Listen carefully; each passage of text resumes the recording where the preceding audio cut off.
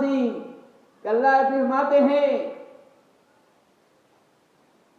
خصلتان لا تجتمعان فی مؤمن سوء الخلق والبخل. جماعت ترمذی کی حدیث ہے، ابو سعید صحابی ہیں، فرماتے ہیں فرمایا کہ دو خوبیاں، دو چیزیں ایسی ہیں جو کسی مومن میں جمع نہیں ہو سکتی ہیں. ممکن نہیں ہے کہ ایک مومن میں دو خوبیاں ہوں. یہ مومن کے ایمان کے منافی ہے، اہل ایمان کے منافی ہے جس میں دو خوبی پائی جائے، دو خصلت پائی جائے. کہا پہلا البخل، بخالت ہے. ایک مومن بخیل ہو، ایک مومن کنجوس ہو، ایک مومن کا ہاتھ سمٹا ہوا ہو، ممکن نہیں ہے. ایک مومن کیونکہ جانتا ہے کہ اللہ کے راستے میں خرچ کرنے کا کیا ثواب ہے، کیا اجر ہے، وہ جانتا ہو، جس کو اس بات یقین ہو کہ مرنے کے بعد ہم جو دنیا میں کرتے ہیں اس کا صلہ ہمیں ملنے والا ہے. ہم اللہ کے راستے میں ایک دیتے ہیں، اللہ ایک نہیں 700 دیتا ہے. جو 700 ہی نہیں تو اللہ تعالیٰ اور بڑھا کے دیتا ہے. جس بات یقین ہو کہ اللہ تعالیٰ کہ ہر صبح کو وہ فرشتے اترتے ہیں، ان میں سے ایک کہتا ہے اللہم آت منفقا خلفا وقل آخر اللہم آت منفقا تلفا.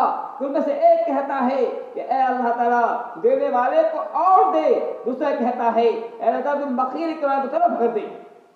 جس کو اس بات میں یقین ہو کہ اللہ تعالیٰ جو ہے خرچ کرنے والے کو اور عطا کرتا ہے، وہ کیوں کہ بخیلی کرے گا. اللہ فرماتے ہیں کہ ممکن نہیں ہے کہ ایک مومن بخیل ہو. دوسری چیز رسول خلقی، ممکن نہیں ہے کہ مومن ہو، ایمان والا ہو، مسلمان ہو، بد اخلاق ہو. بد اخلاقی، زبان درازی، بدتمیزی، یہ ممکن نہیں ہے کہ ایک مومن ہو اور بدتمیز ہو. ممکن نہیں ہے کہ ایک مومن ہو اور بد اخلاق ہو. ممکن نہیں ہے ایمان کے اندر ہو گالی گلوچ کرے، کسی کے ساتھ ناروا سلوک کرے، ممکن نہیں ہے. ایک اور حدیث میں نے پڑھی تھی، ترمذی کی حدیث ہے. ابو سعید صحابی فرماتے ہیں کہ ملعون من زار مسلما او مکر به، کہ ایسا آدمی ملعون ہے، ایسا آدمی اللہ کے رحمت سے دور ہے، ایسا آدمی اللہ کے ہاں مبغوض ہے. کہا کون؟ کہا من زار مسلما، تو کسی مسلمان کو تکلیف دے، کسی مسلمان کو تکلیف دینے والا، کسی مسلمان کو سر پہنچانے والا، اور مکر بہ، اس کے خلاف کو تدبیر کرنے والا آدمی ملعون ہے.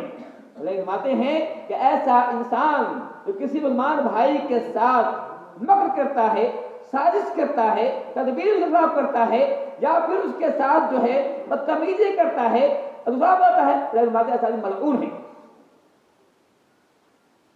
یہی حضرت وسلم کی تعلیمات تھی، جس تعلیمات نے غیروں کو اسلام پر راغب کیا. حضرت وسلم کہ کتنا اونچا اخلاق تھا، کتنے بڑے اخلاق کے حامل تھے.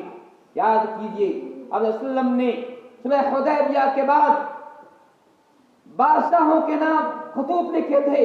ان خطوط میں سے ایک خط جو ہے